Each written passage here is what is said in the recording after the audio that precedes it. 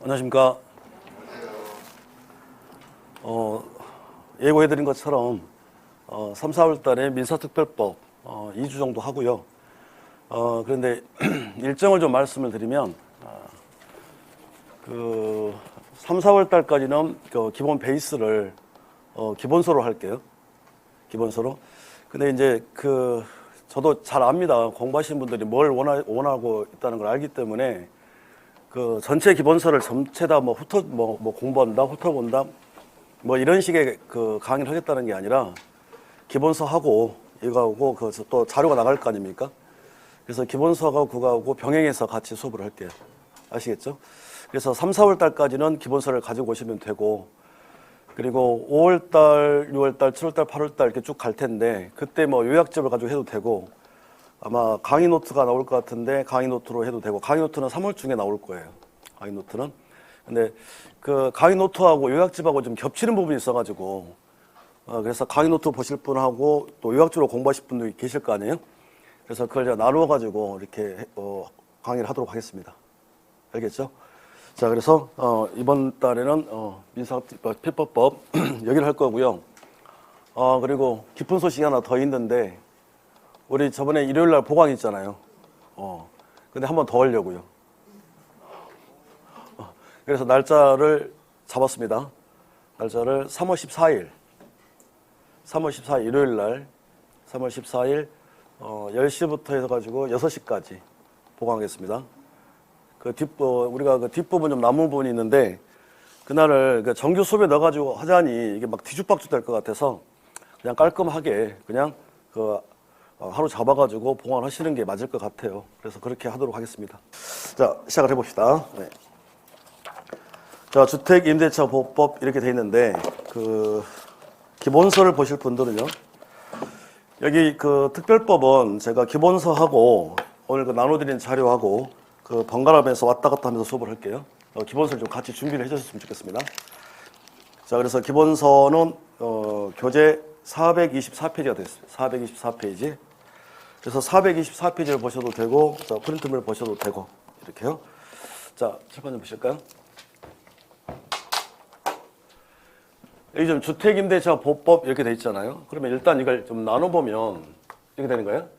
자, 주택을 임대차를 했을 때는 이 법이 적용된다 이건데, 우리 법은 일반법이 있고 특별법이 있습니다. 그러니까 우리가 계약법에서 일반 임대차를 배웠거든요. 뭐 자동차를 렌트한다, 책을 빌린다, 일반 임대차 다 임대차인 거예요. 근데 특히 주택도 임대차 아닙니까? 근데 주택을 임대차를 했을 때는 일반 법이 민법을 적용하는 게 아니라 이 법을 가져다 적용하라 이거예요. 이걸 특별법이라고 그래요. 그래서 일반법이 있고 특별법이 있다면 뭐가 우선이냐면 특별법 우선. 그 말은 주택을 임대차를 했을 때는 민법, 일반 민법이 아니라 이 법을 갖다 써라 이건데, 그러면 도대체 주택이 뭐냐는 거죠. 이거부터 해볼까요? 자, 얘를 가지고 와보면, 자, 주택이란 주거용 건물을 가리켜서 우리가 앞으로 주택이라고 할 거예요. 주거용 건물을 줘서 뭐라 한다고요? 주택. 그러면 이게 주택이냐 아니냐를 따져봐야 되는데, 이게 주택이냐 아니냐는 자, 실지 용도를 가지고 하는 거예요. 무슨 용도? 실지 용도. 이 말의 의미는, 자, 공부상 개념이 아니라 실지 용도. 이게 무슨 소리냐면, 예를 들어서 공부상으로는 주택으로 돼 있지 않아요. 근데 실제 사용 용도가 주택이면 우리는 주택이라 할 거예요. 다시요.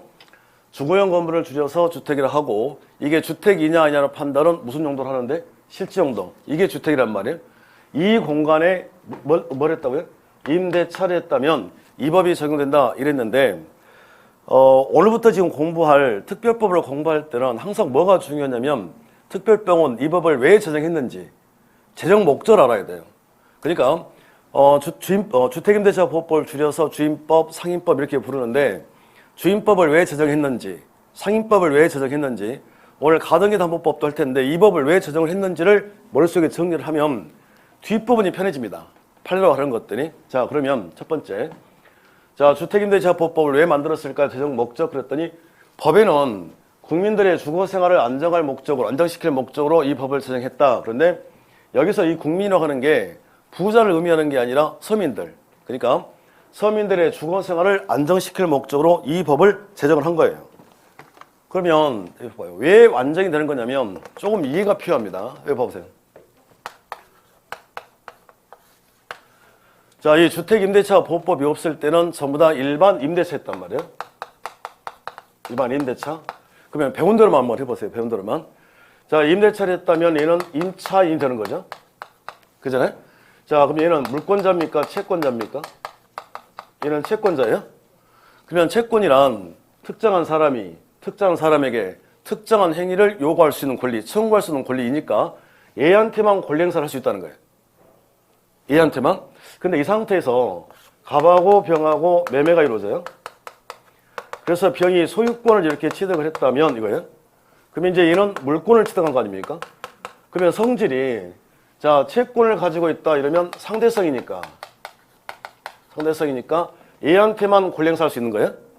근데 물권을 가지고 있다면 물권의 성질은 절대성 아닙니까? 그러면 세상 모든 사람에게 다 주장할 수 있다? 자, 그러면 자, 소유권을 취득한 자가 임차인, 잠깐만 더 쉽게 말하면 물권하고 채권하고 붙었다 누가 이겨요? 물권이 이긴다 그 말 들으셨죠? 그러면 자, 이 물건의 소유권을 취득한 소유자가 이 임차인에게 야, 방 빼. 그러면 나가야 된다고요. 주인법이 없을 때는 나 혼 집에 새를 살고 있는데 집주인이 집을 팔아버렸어. 그래서 새로운 소유자가 나타나서 야, 방 빼. 그러면 빼야 된다고요. 여기 봐보세요. 자, 그러면 방 빼. 그러면 나가야 돼요. 다른 집 가서 또 새를 얻었어. 근데 그 집주인이 또 집을 팔아버렸다. 그러면 또 나가셔야 돼요. 그러면 그때 당시 모습은 어떤 모습이었냐면 우리 가장들이 자, 회사에서 퇴근하고 집에 와서 식사를 하세요. 저녁 식사 같이 가족들끼리. 그리고 상을 다 치운 다음에 방 가운데다가 촛불을 켜. 그리고 가족들 다 모여 앉아. 그리고 기도를 해요. 뭐라고 기도를 해야 돼요? 우리 집주인이 집 팔지 마라 이렇게. 기도를 하는 거예요. 그리고 이제 자는 거예요. 잠잘 때 손잡고 자는 거지.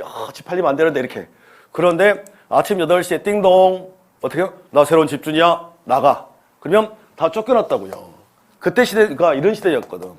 그러면 지금 나무 집에 새를 사는 사람들을 서민들이라 하고 이렇게 계속 이사 다닌다 이렇게 되면 이 서민들의 주거 생활이 안정이 안 되잖아요.